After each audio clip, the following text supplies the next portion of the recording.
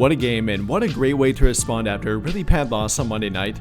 And once again, it was a tale of two halves for them, playing really well during the second half tonight, but playing bad during the first half, and the complete opposite on Monday night, having a good first half against San Antonio, but then a bad second half. And well, thankfully they learned from that. Although not playing well during the first half, they did come back around and played really well during the second half, and especially during the fourth quarter. And well, they had to battle through a really good Miami Heat shooting night, with that being especially true from Tyler Herro. I mean, it felt like the guy couldn't miss during the first half. He literally began the game going 5 of 5 from beyond the arc, finishing 7 for 12, shooting 58% from 3, 12 of 18 overall, with the Miami Heat overall shooting 44% from 3, entering the fourth quarter shooting 52%. But luckily for the Lakers, and thankfully as well, they locked up on defense during the fourth quarter, during the second half in general, but especially during that fourth quarter. Miami ended up committing 19 total turnovers, the second highest turnover total they have forced an opponent this season, and that's obviously a good thing. And even with the Miami Heat bombarding them for the three-point line, it wasn't particularly bad defense. I mean, roughly half the shots that Tyler Herro made just by himself probably were pretty well contested, if not very well contested. And then with other guys like Haywood Highsmith, Jaime Jaquez, and even Bam Adebayo making a few contested shots too, that's a lot to overcome. But the Lakers were able to do it, and it really was a team effort in this one. They had 3 different guys put up 20 plus, including Rui Hachimura, who really had a good comeback game in this one, playing well offensively, really from the jump on, and actually made a really good impact overall in this game, playing well on both ends of the court, rebounding well, ending up with 8 rebounds, 2 offensive rebounds, knocking down a couple of 3-point shots, and overall playing good physical basketball out there too. I mentioned LeBron, but really that fourth quarter for him was very impressive. He entered the fourth quarter with 13 points and left the game with 22 points, having a 9-point fourth quarter, all of which were needed, and especially during their comeback, and eventually to hold on to their lead during the fourth quarter. Then with him, Anthony Davis had a good game, a little bit up and down throughout, but played really good defense, committed defense, especially during the second half, led their team in rebounding per usual, ended with 22 points, and overall had a great two-way impact. Once again can say the same thing for Max Christie, played the second most minutes on their team, only behind LeBron James, once again at over 10 points, has 16 points on the game tonight, made a couple of 3-point shots, scoring 3 of 7 from the 3-point line, shooting 50% from the field, and all around having a good two-way performance, despite having to take on that matchup with Tyler Herro part of the time and having some shots buried right in his face that he could do nothing about. And then we can't forget to mention Austin Reeves.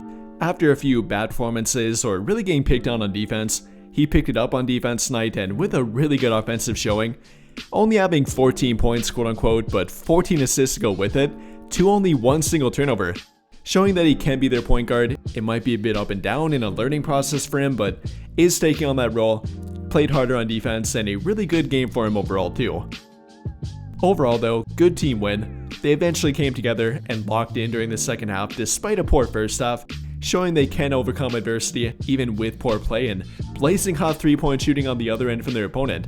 They overcame that, got a good win tonight, and are finally back on track and back in the win column too.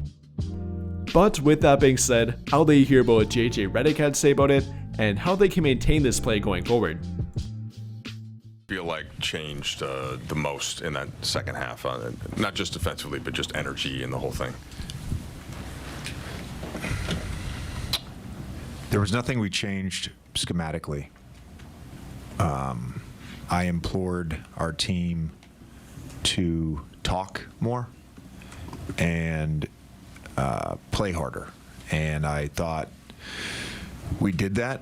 There were stretches, don't get me wrong, there were stretches of the first half where we played hard and they made shots and all that, but you know, we talk about this all the time. The NBA is it's very different than it was 5 years ago. It's much different than it was 10 years ago.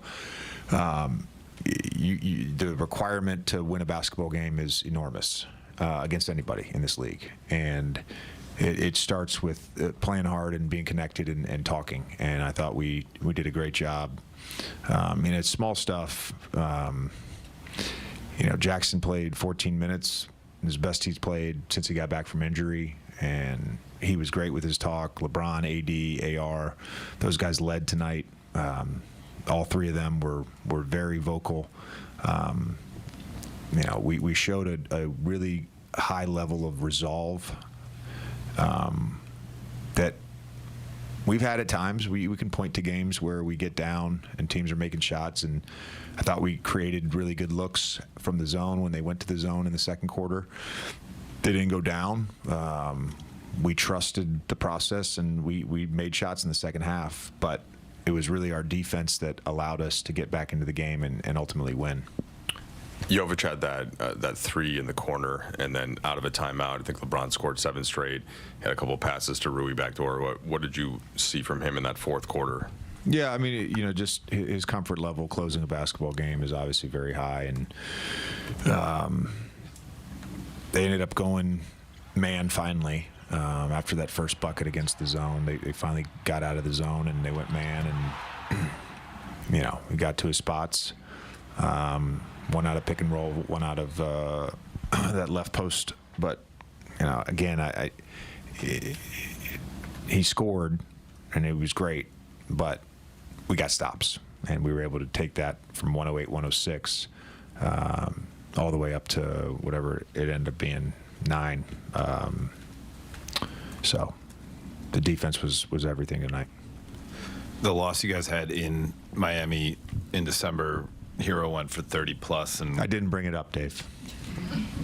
He got super hot in the third quarter of that game, and then it extended to the start of this game. Just him as a player. Can you speak on the challenge that he presents, and then what was lacking, and how were you able to turn that nozzle off in the second half? Yeah. First of all, saw a recent press conference from Spo where he described him as a player, and he made a reference. He reminds me of a certain other player. I'm just saying, and we all, we recognize he was talking about Steph. And I told our team, and Bo told our team in the scout at the pregame meeting, you got to treat this guy like Steph Curry. That's how he's playing right now. Yeah, he's playing at such a high level. And the threes and the volume and the efficiency has just completely changed him as a player, and he's become just a real offensive weapon. And that first half, he hit 2 threes in transition. So, we didn't do a great job on one of them of getting matched up, and he's got 4-point line range and bangs one there. He made some shots in the second half. There was a step back 3 from the left slot, off a baseline out of bounds. He curled around and hit it tough too. Like, he made contested shots in the second half. But I think our physicality, there was a few plays where off ball, we just got into him and denied him on a top block. And, just not having him then involved in the play helps our defense.